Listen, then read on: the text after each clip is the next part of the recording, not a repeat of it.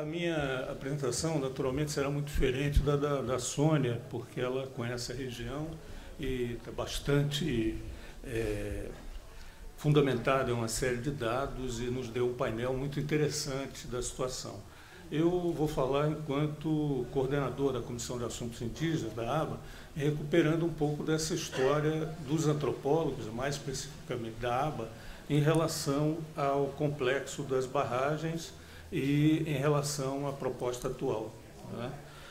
Acho que também não vou me estender muito, porque há uma nota escrita pela Comissão de Assuntos Indígenas, que estará no site da ABA hoje e estará disponível para ser utilizada, consultada, etc. E provavelmente também chegue algumas cópias aqui para nós. Sumariamente, o que eu queria dizer é que em 2008, nós fizemos uma primeira manifestação sobre essa proposta de construção da hidrelétrica de Belo Monte, né? Nessa ocasião, nós marcamos uma série de inconvenientes em relação a essa proposta, né?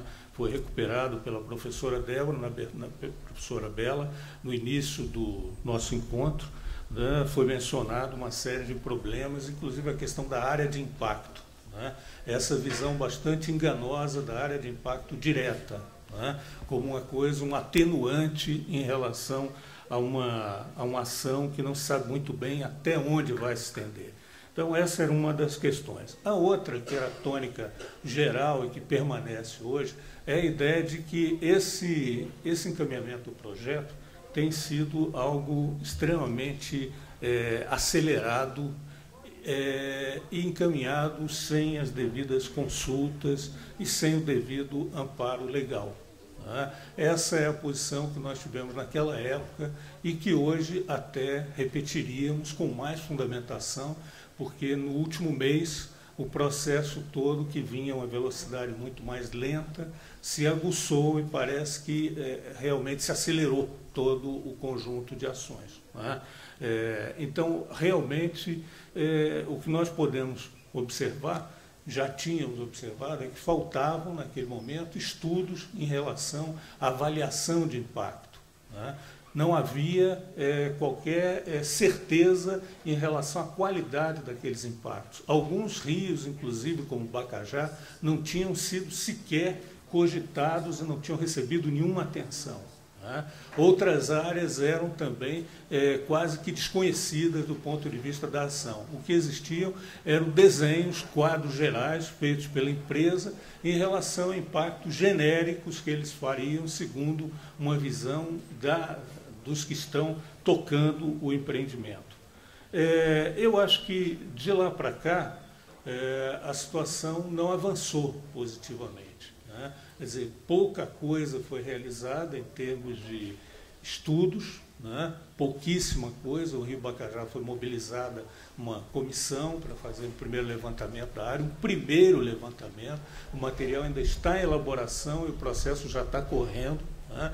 Já se discute, inclusive, as condições de mitigação de um impacto e o material ainda está sendo concebido e preparado pelas pessoas, né? Um segundo ponto grave também em relação a isso é a oitiva, a escuta das comunidades indígenas. Isso não foi feito naquele período, foi feito de um modo muito superficial até hoje, e ainda hoje se ouve vários representantes indígenas dizerem que desconhecem totalmente o projeto. Enfim, o que nós marcamos é que isso confronta dispositivos que o Brasil firmou, né? Obrigações que ele tem quanto a consultar as populações indígenas no caso de intervir diretamente em seus territórios, né? Na parte da manhã, vimos algumas pessoas falarem também, levantarem questões sobre informações que chegam de modo muito truncado dentro da área. E processos que não são de informação nem de consulta livre, mas são processos quase de chantagem em relação às comunidades, né? Tentativas de aliciamento de apoios, né? Tentativas de divisão das comunidades, distribuição de benefícios, de serviços básicos, e muitas vezes o governo estar disponibilizando para todos essa obrigação, mas são apenas destinados àqueles que apoiam o projeto. né, isso está muito longe de ser efetivamente um mecanismo como o da consulta esclarecida e informada, que é o que o Brasil, de certo modo, se subscreveu, que deve acolher e que deve colocar em prática. Acho que de lá para cá também algumas coisas aconteceram de bastante grave, né? E nós temos algumas manifestações em relação a isso, né? Em função de notícias sobre presença de índios isolados, a FUNAI fez uma portaria de interdição, agora em janeiro, né? No entanto, a portaria de interdição, esses índios, com toda a complexidade que envolve a atração e proteção de índios dentro de um contexto em que a FUNAI não pretende mais simplesmente sedentarizar os índios e colocar dentro de uma pequena faixa de terra, mas pretende proteger o seu hábitat, o seu modo de vida, como é a atual proposta sertanista que a FUNAI coloca em prática, efetivamente é impossível dentro de uma área com tamanhos impactos. De outro lado, há uma indicação de presença bastante numerosa de indígenas urbanos, né, dentro de toda a região. Enfim, nós estamos verificando que realmente os inconvenientes não foram realizados, né, as condicionantes colocadas pelo IBAMA, né, no ano passado, né, não foram até o momento cumpridas. E, no entanto, parece que a sinalização é sempre de avançar e cada vez mais rápido, não é? Acelerar o ritmo das atividades. E, nesse sentido, o mês de janeiro realmente nos trouxe coisas extremamente surpreendentes, extremamente graves, né? Como, por exemplo, a manifestação da FUNAI em relação ao caso, dizendo explicitamente que não tem qualquer óbice em relação ao empreendimento. Ela realiza quase que uma certidão de apoio ao empreendimento. No entanto, a ambiguidade é constitutiva do documento da FUNAI, porque lá dentro se diz, né, se pede o apoio, surpreendentemente, do IBAMA para essas ações, enquanto a FUNAI é que desenvolve a política indigenista, a proteção aos índios é atribuição da FUNAI, não do IBAMA, né? Ações junto aos índios não são para serem feitas pelo IBAMA, mas sim pela FUNAI. No entanto, a FUNAI pede apoio e ainda menciona especialmente a questão da salvaguarda da área da terra indígena Paquiçamba, que, como vocês viram, dentro da exposição feita pela Sônia, é a área mais imediatamente afetada, que está dentro do empreendimento e dentro da área e limítrofe à área que está já sendo autorizada para o IBAMA, para o desmatamento. Então, eu acho que há uma série de reações que tem acarretado, naturalmente, vimos na parte da manhã, e o meu comentário vinha em relação a isso, uma série de manifestações do outro lado, das populações atingidas, no sentido de mobilizar a opinião pública e trazer um apoio para esse rolo compressor que se torna em relação a eles e o seu destino, né? Eu acho que é o sentido da parte da manhã, onde eles falaram com bastante força, deram dados em relação a isso. Acho que é importante entendermos isso, a nossa associação e a Comissão de Assuntos Indígenas tem bem claro, que as questões não se resolvem apenas, vamos dizer, num cabo de guerra, né? Num jogo de puxar. Eu acho que existem níveis bastante diferentes em que as decisões vão passar, né?